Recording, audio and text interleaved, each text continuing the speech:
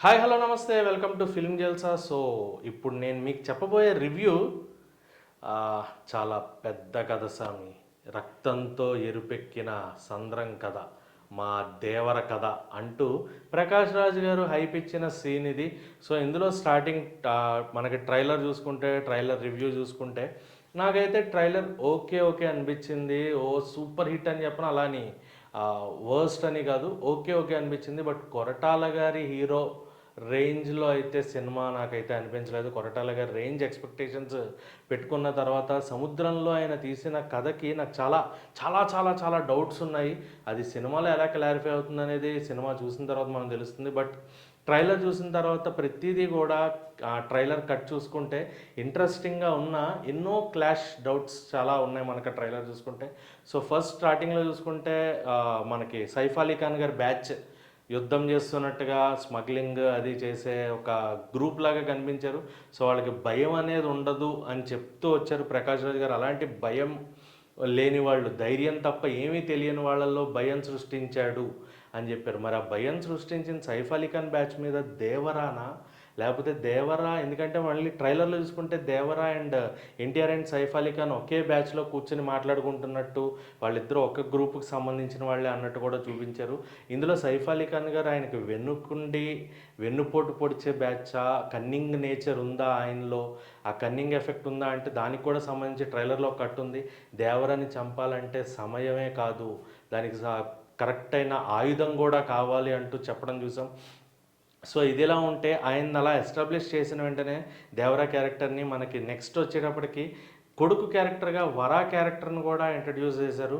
So ఆ కొడుకు క్యారెక్టర్కి తండ్రి క్యారెక్టర్కి మళ్ళీ ఏమన్నా డిస్టర్బెన్సెస్ ఉన్నాయా? ఎందుకంటే ఇక్కడ కూడా ఒక డైలాగ్ ఉంది, నీ కొడుకు పారిపోయాడు అని చెప్తున్నాడు. అంటే పగతో పారిపోయాడు అన్న ఒక పాయింట్లో ఎన్టీఆర్ తన అమ్మమ్మ దగ్గర నాన్నమ్మ దగ్గర ఈ డైలాగ్ అనేది చెప్పడం జరుగుతుంది. సో దేవరా ఇల్లు వదిలిపెట్టి వెళ్ళిపోయింది పంతంతో అన్న ఒక డైలాగ్ లాగా వచ్చింది.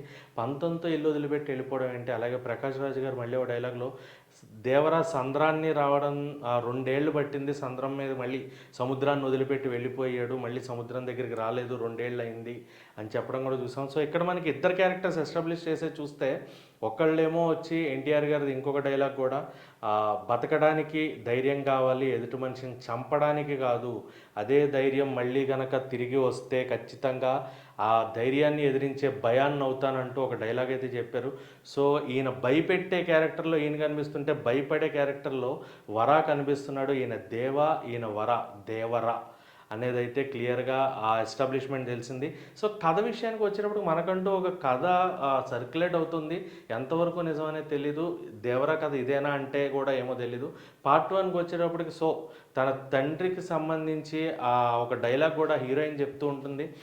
తండ్రి రూపాన్ని పోలేడు కానీ తండ్రిలో ఉన్న రక్తాన్ని, ఆ పౌరుషాన్ని తెచ్చుకోలేదు అన్నట్టుగా ఒక డైలాగ్ చెప్పింది ఇందులో జాహ్నవి కపూర్ హీరోయిన్గా. సో అంటే ఆ టైంలో ఎన్టీఆర్లో కోపం, తన తండ్రి పేరు ఎత్తేటప్పటికి వచ్చిన కోపం ఆ ఫేస్లో, నా తండ్రి రూపం నాకు ఎందుకు వచ్చిందా అన్న ఆవేదన కనిపించింది. అలాగే పిరికితనంగా ఉండడం ఏంటి అన్న మరి పిరికితనంగా ఎందుకు పెంచారు, దేవరాలా అవ్వకూడదన్నా, తనలాగా ప్రాణ నష్టం జరగకూడదనా. శ్రీకాంత్ గారు ఉన్నారు. సో ఆయన ఈయనకి ఒక గురువు స్టేజ్లోనూ ఒక పెద్ద మెయిన్ కాపాడి పెంచిన స్టేజ్లో ఆయన కనిపించినట్టుంది ట్రైలర్ చూస్తే. సో శ్రీకాంత్ గారి క్యారెక్టర్ కూడా అలాగే ఎస్టాబ్లిష్ అవుతుంది ఏంటి అనేది అయితే సినిమా వచ్చిన తర్వాత చూడాలి. సో ఇక్కడ ఇన్ని క్వశ్చన్స్ ఉన్నాయి మనకి, ఎలా దాన్ని కలిపి సినిమా ఎండ్ చేస్తారు అనేది అయితే వెయిట్ చేయాలి. ఖచ్చితంగా ఫస్ట్ పార్ట్ ఎండింగ్ అయితే ఒక హుకప్ లైన్ ఉంటుంది. ఆ హుకప్ లైన్ ఎలా ఉండబోతుంది అనేది కూడా సర్క్యులేట్ అవుతున్న స్టోరీస్ బట్టి మనం మాట్లాడుకుంటే, సో ఈ దేవరా కొడుకు ఎవరైతే ఉన్నారో వర, తను పెరిగి పెద్దయి పిరికితనంతో ఉన్నప్పుడు అతనే ఒక సంద్రాన్ని ఎదిరించే వ్యక్తిగా మారతాడు. తన తండ్రి గురించి నిజం తెలుసుకుని, తండ్రి గురించి ఏదో నిజాన్ని దాచి పెంచినట్టున్నారు, ఆ తండ్రి గురించి నిజాన్ని తెలుసుకుని ఆ నిజం ద్వారా తను ఆ ప్రజలకు మంచి చేసే విధంగా తను తను దేవరా అవుతాడు అనేది తెలుస్తుంటే ఆ దేవరా గురించి చెప్పే ఫ్లాష్ బ్యాక్ సీన్స్ అని సెకండ్ హాఫ్లో కనబడతాయేమో. ఫస్ట్ హాఫ్ అంతా వీళ్ళ లవ్ ట్రాక్, అలాగే తండ్రి గురించి, దేవా గురించి కొడుకు తెలుసుకునే సిచ్యువేషన్స్ ఇవన్నీ కూడా ఉంటాయి. సో క్లైమాక్స్ వచ్చేటప్పటికి తన తండ్రి చనిపోయాడు అన్న హుక్కప్ ఇస్తారా, లేదా తన తండ్రి బతికే ఉన్నాడు అని తనకు తెలిసేలాగా చేయడం, తన తండ్రి మిస్ అవుతాడు, ఆ సందర్భం నుంచి ఎక్కడికి వెళ్ళిపోయాడో తెలీదు, మిస్ అయిన తండ్రి కోసం వెతుకులాట అయితే కనిపిస్తుంది. అండ్ కొన్ని సీన్స్లో నిజంగా టిపికల్ కొరటాల శివ గారిని అయితే చూస్తాము. ఆ వేల్ పైన ఎన్టీఆర్ గారు వచ్చే హైలైట్ సీన్ అయితే క్లైమాక్స్ ఆఫ్ ట్రైలర్లో వస్తుంది. అది నెక్స్ట్ లెవెల్. ఆయన బార్డర్స్ దాటి బయటకు వచ్చి ఒక డిఫరెంట్ ఎలివేషన్స్తో అయితే సినిమాని చేశారు అనేది అయితే క్లియర్గా తెలుస్తుంది. ఎలా ఉండబోతుంది మరి ఇది ఎండింగ్ హుకప్, తన తండ్రిని పట్టుకుంటాడు, తండ్రి ఈయన కలిసి సెకండ్ పార్ట్లో పార్ట్ 2లో ఎలాంటి విధ్వంసాన్ని సృష్టిస్తారో అనేది వేచి చూడాలి. ఎందుకంటే ఆయన చనిపోలేదు, మిస్ అయ్యాడు అని మాత్రమే చెప్తున్నారు మనకి.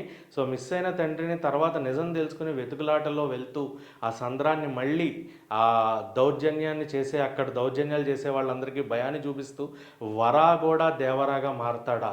సో వీళ్ళిద్దరూ కలిసి సెకండ్ పార్ట్లో దేవా అండ్ వరా, దేవరాగా పార్ట్ 2లో ఇద్దరు కలిసి ఏం చేయబోతున్నారు అనేది పార్ట్ 2 కోసం అయితే వెయిట్ చేయాలి. బట్ పార్ట్ 1 హుకప్ లైన్ అయితే నాకు తెలిసి తండ్రి బతుకున్నాడు అనే పాయింట్ తోటి అయితే చెప్పేలా ఉన్నారు.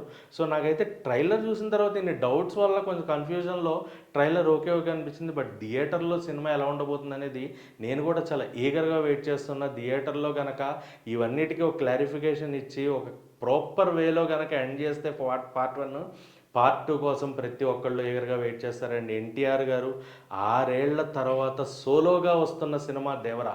ఎందుకంటే మధ్యలో వచ్చిన RRR కాంబినేషన్లో అది మల్టీ స్టారర్గా వచ్చింది. అలా కాకుండా ఆయన సోలో పెర్ఫార్మెన్స్ ఇస్తూ వస్తున్న సినిమా దేవరా కాబట్టి ఎక్స్పెక్టేషన్స్ కూడా భారీగానే ఉన్నాయి. అండ్ ప్రీ రిలీజ్ ఈవెంట్ కూడా చాలా గట్టిగా ప్లాన్ చేస్తున్నారని తెలిసింది. అండ్ అనిరుద్ బ్యాక్గ్రౌండ్ మ్యూజిక్ అయితే మటుకు దుల్లగొట్టేశారని చెప్పాలి. ట్రైలర్లోనే ఎంత బాగుంటే థియేటర్లో బ్యాక్గ్రౌండ్ మ్యూజిక్ అండ్ సాంగ్స్ వింటే ఎలా ఉంటుందో ఊహించుకోవచ్చు.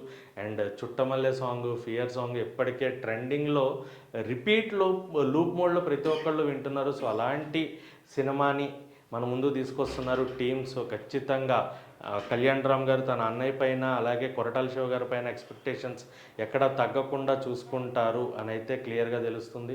సో సినిమా కోసం నేను కూడా చాలా ఈగర్గా వెయిట్ చేస్తున్నా. మరి ఏం చేస్తారు సినిమా అనేది వీ హ్యావ్ టు వెయిట్. ఇంకొక 17 రోజులు ఆగితే మనకు ఒక క్లారిటీ వచ్చేస్తుంది దేవరా పార్ట్ 1 ఎలా ఉండబోతుందని, అండ్ పార్ట్ 2 ఎంత త్వరగా తీసుకొస్తారు అనేది కూడా ఈగర్గా వెయిట్ చేస్తున్నాం. So let us wait and see what is going to happen on 27th of this month with Devara. Please like, follow and subscribe. Please subscribe. Please subscribe. Please subscribe. Please subscribe. Subscribe Please subscribe. Please subscribe Film Jalsa. to Film Jalsa. Film Jalsa. To Film Jalsa. Film Jalsa. Film Jalsa. Film Jalsa channel. To Film Jalsa.